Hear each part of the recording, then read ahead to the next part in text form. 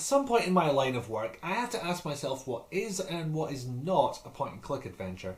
I know I kind of shot myself in the foot with the show title there, but I couldn't think of a good pun based around the phrase graphic adventure. Anyway, it's precisely this kind of kerfuffle that today's game finds me in, being as it is a parser-driven game.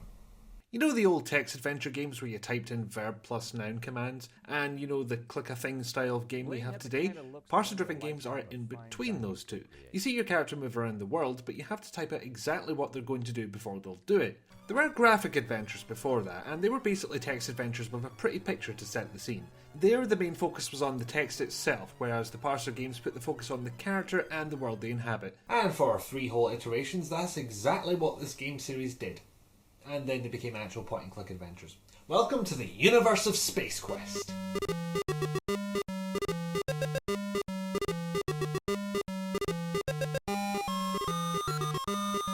Space Quest 1, the Sarien Encounter, was the brainchild of the 2 guys from Andromeda, aka Scott Murphy and Mark Crow. After a few years of working on various Sierra games, including a few Disney licenses, the 2 got to design a game of their very own. They decided upon a fun, silly adventure starring a space janitor.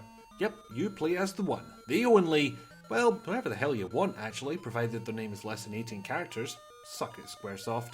Come game number 3, this feature was dropped in favour of the default name, which is used when you don't specify one. And that's Space Quest 3, The Pirates of Pestilon, by the way, not Space Quest 2, The Sarien Encounter, as I put in a previous video because I'm a brain derpy fucknut who likes giving credit to imaginary games. So Roger Wilco it is. And just before I get into the story, I'll mostly be covering the EGA version rather than the VGA remake that came out years later, because otherwise I said all that parser stuff for nothing.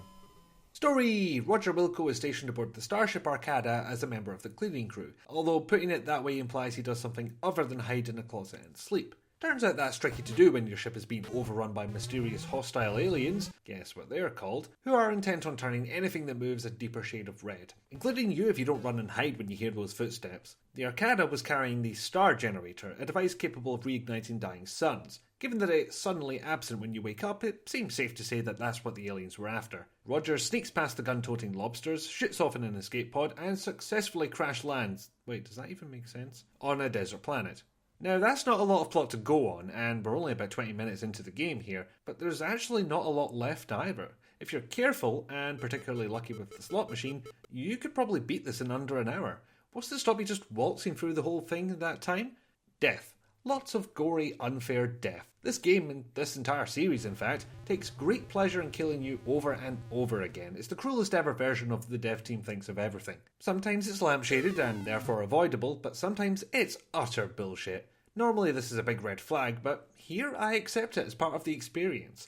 Of course, that's only because it's been 30 bloody years and I knew exactly how unfair this would be going in.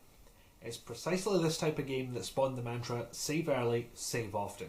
Once you adopt that, you can enjoy the numerous silly ways in which Roger snuffs it. But how does the rest of the game play? Well, you control Roger directly using the arrow or numpad keys. Now, for the early Quest games, this was a staple, and yet it died hard, weirdly. When it comes to doing the things, don't be fooled by that cursor. All it does is move you around. If you want to do something useful, you press a key, any key, and it'll show up down there at the bottom of the screen. It's here you type your typical verb plus object text adventure commands. Look around, pull lever, put gem in mouth, and so on. Being an early Sierra title, a lot of the challenge comes not from figuring out what the designer wanted you to do, but more how they wanted you to say it. The list of synonyms isn't particularly grand, so it's a matter of finding the exact one they had in mind. But with the movement and interaction split up this way, it meant I could start walking over to an object, then use the time it takes to get there to type the command I intend to use. You can also press F3 to get the last command you typed. Very useful for when you find out your command was useless because you weren't standing in the exact right spot.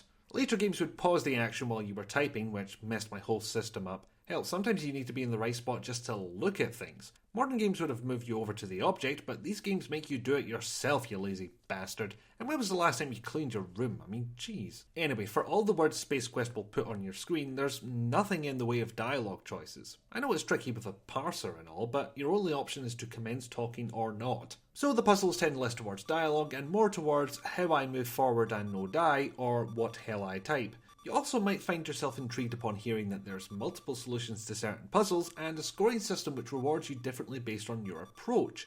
But only if you've never played an old Sierra game, because otherwise you know fine well there is but one solution that gets you full points. Good luck finding it. Merely getting through the game itself isn't too hard though. For a game of its age, the moon logic meter is barely flickering. The bullshit no-win scenario meter, on the other hand, well, you can get stuck because you didn't pick up an item 15 minutes ago and now have no way to go back and fetch it.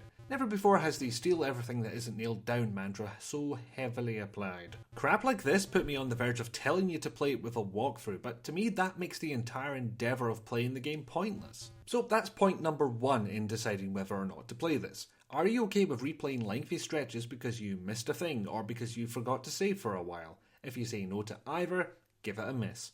But, as always, it's up to you. I tell you what the game is like and you make up your own mind. That's what I do here. Basically, imagine walking into a room and trying to spot all the ways in which that room will try and kill you. Will that fill you with dread or giggles? That's the question you need to ask. I feel odd saying that though, because I was just ripping into Lure of the Temptress with its dodgy AI, and both those games' problems have the same net effect, preventing you from actually playing through the story or solving puzzles. Difference is, Space Quest is doing it on purpose, and they make it vaguely funny, so they win out. They have a charm to them I didn't find in Lure, with all its shimmying past NPCs nonsense. It never gets fun. I don't like that game.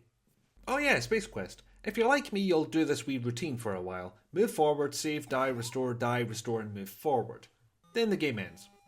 Yeah, it's pretty short. I wasn't joking about that finish it in an hour thing. It is not long. But it's not like they promised you an epic space opera. It's a daft wee game starring an almighty janitor. I mean, the creators look like this for Christ's sake. No, your main enjoyment comes from some snarky text accompanied by some fairly imaginative death animations. So that's point 2. Are you okay with fumbling around and dying a lot with the promise of pixelated blood and snarkiness? Now, that doesn't have as great an allure as it used to, but some of the individual deaths are quite entertaining, and the sheer number means it can build up more and more until you're reduced to a puddle of guffaws, all because the game's found yet another ridiculous reason to kill you that you didn't expect. Unless, of course, you're playing that VGA remake that I briefly mentioned. Down around the time of Space Quest 4, this is an actual point-and-click game. Not my favourite type of point-and-click interface either. You get 6 verbs, 2 of which are never needed by the way, which you select by either finding them at the top of the screen or right-clicking to cycle through the list. It helps with the what the hell do I do problem, but to me it just comes across as a really short game that likes to kill you, almost charmlessly. I don't know if it's entirely my love of keyboards, but someone's going to mention it if I don't, so yeah, it might be a factor. Other than interface graphics and sound, the changes seem very minimal, so you can quite happily make your choice based on those alone. Personally, I'll stick to the EGA version so I have an excuse to molest my keyboard for hours on end. And that makes point 3. Are you okay with the amount of typing this involves, or would you prefer mousing about? A slightly different point given that it's not a play or don't play choice, but a point worth making. Bizarrely, the EGA graphics don't bother me as much as I thought they would. I've mentioned that I'm a little bit too young to fully appreciate that graphic style, and yep, here I am playing it. Don't have an explanation for that one, but you've got the 2 options. If you are going to play it, take your pick. So there it is, a game I still think has merit, but I absolutely realise may not be everybody's cup of bath salts. It's aged, it's only going to age more, and it was unfair to begin with, but I still think there's something there. I just hope I've explained it properly. But for less than a megabyte, you might as well try, right?